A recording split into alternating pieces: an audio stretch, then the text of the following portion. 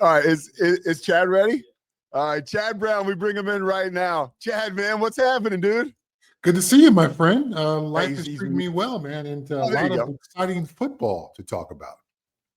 Oh, dude, there's a lot of exciting football. Let's start right now with your game. You're going to be in Indianapolis for the Big Ten championship game. When you take a look at breaking this game down, it's like the perennial power against the new kid on the block. What do you think Indiana has in their bag in this game to beat Ohio State? And to, if they lose this game, they'll still be in good shape. But if they win it, I feel like they'll be, okay, these guys are really a hallmark now. Wow. I mean, when you're trying to decipher the differences between these teams, the margins are just so slim. Both teams play dominant defense. Ohio State's giving up 7.8 yards per game, number one nationally. Indiana's 10.9 points per game, number two nationally. Julian Sainz a good quarterback. Fernando Mendoza is a good quarterback. Clearly, Ryan Day is a good coach. Curt Cignetti is a good coach. So these are two undefeated teams going at it. We've had some stinkers as far as Big Ten championship games, maybe the last 4 or 5 years. This is going to be an epic battle. I'm totally looking forward to it. Last year, when Indiana started its rise, I think everyone knew there was a little bit of fool's gold there, and that showed up once they got to the postseason. This year, I think they are legitimate, and I had a chance to see Oklahoma in person this year, Alabama in person, LSU. I've seen most of the top 10 in person calling games for Compass Media, and of all the teams I saw this year, I didn't see Ohio State in person, but Indiana was the best team at all three phases that I saw all season long. All right, you led me to my next question. You played for Bill McCartney, right? Just an amazing, charismatic, great coach, leader, Hall of Fame coach. I'm hearing more and more, and I haven't done an Indiana game, but Curt Cignetti is just special. Like, why is he special, and why is he having all this success, Chad? Some of it's structural. He's had some of his assistants around for 10 years. We know once you get to the top as a program, everyone's looking to pluck your assistants away. So he's done a tremendous job keeping those guys with him during his rise. So instead of having to train his staff every year, he can jump into the next year with such a familiarity and comfort. So they're further ahead than all these teams who have to incorporate 5 or 6 new staffers into the program. He's a grinder. He's the ultimate football nerd. We've all seen the viral clips where he's expressing his confidence, which he should be, because all he has done is win everywhere he goes.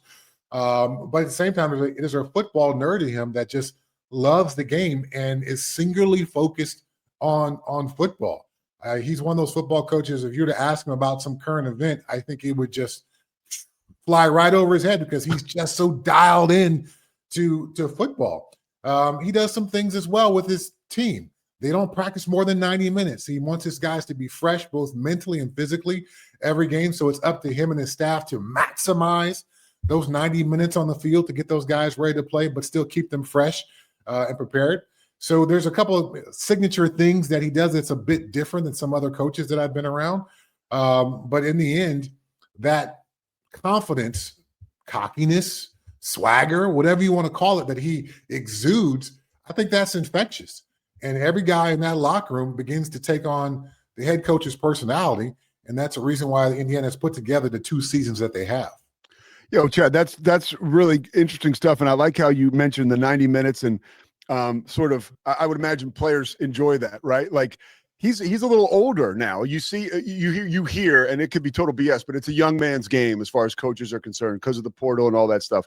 Like, do you think I think it's unique that he's at this age connecting with guys like that on that level because of this like carousel we're on, like what do you think about his ability to sustain this success in this type of environment?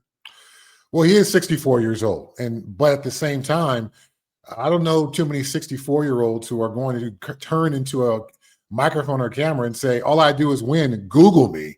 So there's certain older people I've been around, particularly older coaches, who just have a high level of relatability.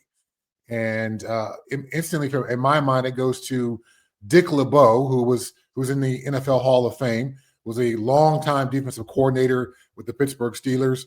And so Dick LeBeau was 70 plus years old when I did a internship in Tennessee with the Tennessee Titans. He was the defensive coordinator there.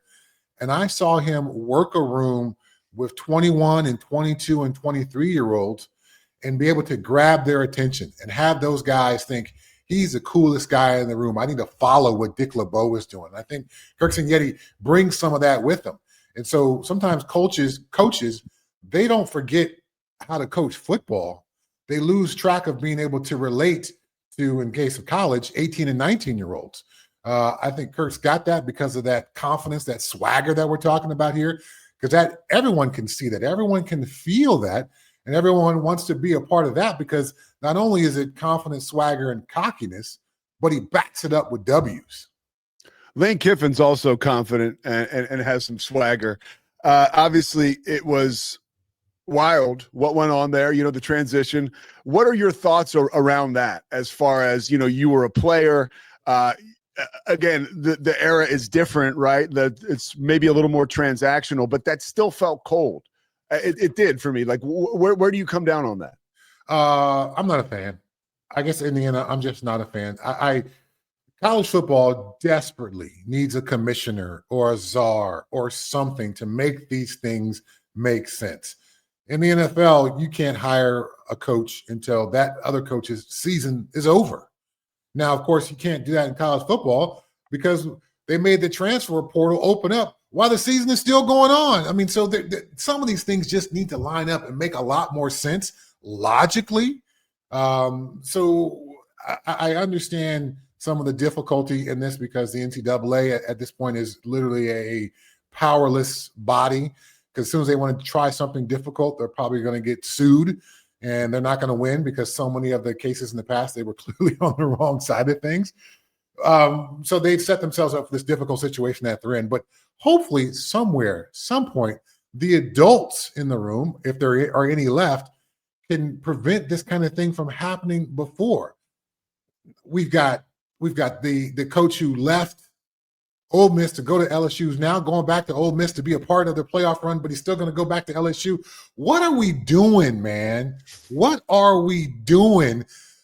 College football is an amazing game. And I get a chance to call NFL games and college games. And while I admire the NFL because it's the game at the highest level, there's nothing like college football. The passion, the pageantry, the fan bases, walking from the media lot into the stadium and passing all the tailgates. It's an amazing experience. And because of money, because of greed, there are some people who want to screw this whole thing up, this amazing thing that we all love and enjoy every Saturday. So again, hopefully there can be a commissioner and an adult in the room who can create some regulations around rev share and NIL and coaches' movements and transfers to make this make a little bit more sense and not be the wild, wild west as it is right now. Well, I do want to, before I ask this question, I think of the show The Wire when my man Slim Charles says, well, see, the thing about the old days is that they're the old days. but one of the greatest lines of all time. Yes. Yeah. But I love you. I love going back to the old days because there was something special about your teams at Colorado. First of all, in '89, you go to the Orange Bowl and you lose, right? But not everybody comes back, but the majority, the lion's share of those guys are back and they accomplish that mission the next year. Like, can you share with me what that was like the esteem building vibes that you guys got of collectively doing that together, which honestly, Chad, will probably never happen anymore in college football unless something changes? Well, I'll go with the last part of your question there first. Think about the guys from Michigan who came back for that last year. So they may have not had the same 5-year run at one school as I did at Colorado, but they bought in together and they recognized that there's something to doing this together. So a lot of those guys who had a chance to go to the NFL or maybe even go to other teams and maybe make more money, they came back to Michigan because they wanted to win it all together. So I think there is an opportunity to recreate the old days in a small way. Now, for me, I came into the University of Colorado with those guys. And so for us to be together and accomplish that together, we, lived in the same dorms together. We went to the same study tables together. Then we all moved off campus and lived in apartments near each other. So that year after year after year experience I think it's important. Now, I think the best teams in college football are still going to try and find ways to replicate that, because the best teams that I've ever been on, and I imagine this would be true for anybody who's played football, weren't always the most talented teams. They were the teams that found the ways to play the best together. And you can't do that with a band of mercenaries that you pick up every year in the portal. So just as the best NFL teams tend to build through the draft and then fill in spots with free agency, I think the best college teams are going to do that, because you want to get players into your system, coach them, and develop them. If every August, 15 of your 22 positions are up for battle with guys who haven't been on campus but for a week or so, I don't know how you ever get to what we're talking about for my Colorado Buffaloes, or even what they had in Michigan a couple of years ago. So, speaking specifically to my Colorado Buffaloes, they got, I think, 40 seniors this year. So you're going to have to bring in at least 40 new guys, plus all the guys that transfer out. So now we're talking 60 guys maybe for the Colorado Buffaloes. Coach Prime is always going to be going back into the portal unless you can build a team, not just a group of players, but a team that lives and breathes and wants to work together to achieve greatness. So you think you can do that, though? Because a lot of times, or I'm hearing from good sources like Nick Saban, one of the reasons that Lane Kiffin left Ole Miss to go to LSU is because so he doesn't have to hit the portal, right? Like, because guys want to go to LSU where you can keep them there. It's a little easier. At a school maybe like Colorado right now, it's harder to get guys to, to want to go there and to stay there. So my question is, can you still accomplish that at some of, like, maybe, I don't know, it's Power 4 is Power 4, but some of the lower level Power 4 schools, like an Ole Miss or like a Colorado? I think you can, but I think it takes a special coach. And we talked about Curt Cignetti. That's a special coach. Yeah. So if you can get a coach who creates a culture and environment that people want to be around, then the quote unquote sacrifices just become that much easier to deal with. As an example, I did a coaching internship with the Seattle Seahawks, and Pete Carroll was the head coach out there. I am not, under any circumstances, a morning person. It is just not naturally who I am. It's been the case my entire life. I just prefer to sleep. But to wake up and have my alarm go off at 5 a.m. or 4:45, Pete actually had me wanting to get up, because what were we going to do today? What was the Pete Carroll thing that was going to happen? Was it going to be the basketball free throw shootouts during the team meeting? Was it going to be some other interesting, cool football thing that he does that I had never seen before that was interesting and exciting for me as a coaching intern? So if you can create an environment where people want to deal with the sacrifices that come with trying to be great, maybe it's taking less money to be at this school rather than going to someplace else where the green may be greener, but the pastures may not be greener.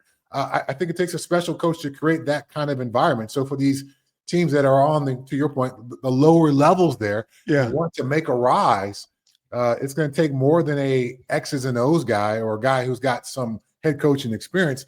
It's going to take a special person who can create a culture that has buy-in and makes people want to be a part of that. Now, you've mentioned Colorado, and I don't want to say critical, you've critiqued some of the things that you see going on there. You've been honest about that as an invested Colorado alum and a Colorado football legend who won a national title and was a 3-time Pro Bowler. When you look at this program now and you talk about, some of this stuff we're hearing might be empty because there's a lot of talk, but where's the blueprint? Where's the game plan? What do you think the end game is for Coach Prime at Colorado coming up here, maybe the next few years? Like, how does this thing play out in your opinion? Gosh, I wish I had a crystal ball, because we're dealing with a couple of different things here. Let's just deal with the health issues. When you got bladder cancer, now they seem to have removed all of that. And I don't know the ins and outs of bladder cancer and its chances of reoccurrence, but that could be an issue. He missed a lot of the summer, with spring ball, with the bladder cancer. And then this year with the blood flow and vein issues in his lower legs. He's already had some toes amputated. It is hard enough to coach college football when you are 100% healthy. So to do it as you are battling health issues, that could be too much. That could have some concerns as well. Maybe Colorado is just not going to be the place for his model. The pockets are not deep in Boulder as they are in a lot of other places, particularly in the SEC and in states like Texas, where there's just so much football money flowing through the program that does not exist in Boulder.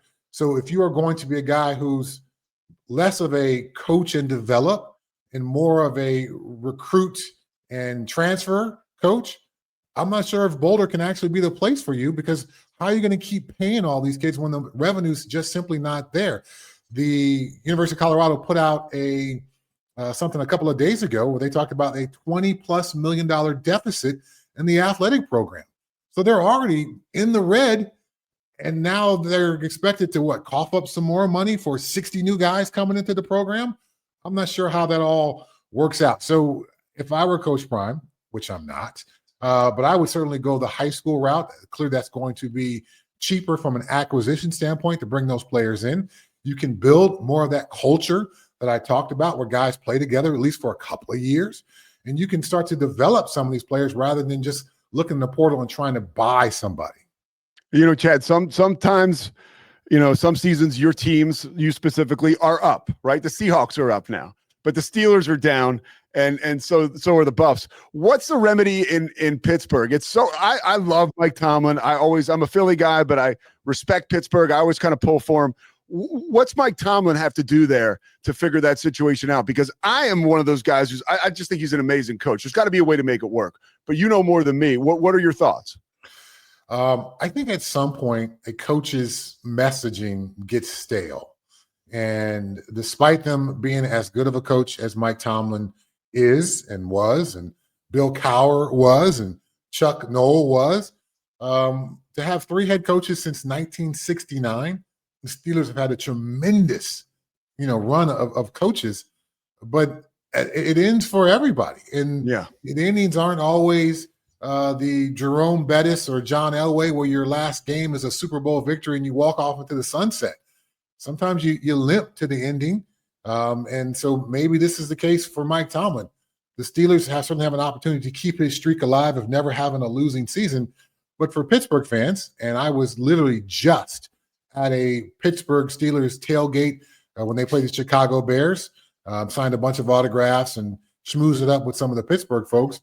They all respect what Coach Tomlin has done, but they are desperate for playoff wins. As Coach Tomlin talks about, the standard is the standard, and the standard isn't not having a losing record. The standard is to win playoff games in Pittsburgh, and they haven't done that in almost a decade. So that divide between what the expected standard is what he's been able to produce over the last 9 years just hasn't met the standard. And so maybe it is time for a mutual, not fire Mike Tomlin, but for the Rooney family and Tomlin to get together and say, hey, coach, you know what? Your style is just not penetrating as it once does. Maybe it's a chance for you to get a start someplace else, because he does not suck as a football coach. He's not an awful football coach, but if you can't create a certain energy and culture and environment in the building because everyone has heard everything that you've said before, maybe it's time to move on. Chad Brown, I could talk to you forever, man. And you're the best. I really appreciate it. These are the kind of things I think I would annoy you with when we were working together, because I would just ask you questions about the Buffs. But now it was a perfect controlled environment. So I appreciate you taking the time, Chad. Check them out this weekend. Compass Media or Compass Radio, obviously the Big Ten Championship, Indiana and Ohio State. And you'll be hearing them more throughout the NFL and college football season. Chad, thank you so much, dude. Great being on with you, Pete, man. Looking forward to the next time. You got it. Chad Brown, man. There he goes. A great dude. And I'm telling you, just call up a Chad Brown YouTube. And he's the kind of guy, he talked about Pete Carroll. You watch Chad play, even as an adult, you'll want to go run around the parking lot and throw the football around and chase dudes around. He was an inspiring guy to me. I went to Richmond, obviously had the heart problem, so I couldn't play, but they kept me on scholarship. And I thought that I was like a rush end like Chad Brown. I was not. That's why I was at Richmond and not Miami. All right, the Pete Souza Show will continue after this. Short segment coming up, and then we are going to talk to Robbie Bosco for tomorrow And also for tomorrow, we're going to have Joey McGuire and Kalani Sitake. So you're going to love hearing both of those interviews. Remember, we're presented by Slavonchik's. Thank them for all they do. We'll be right back after this.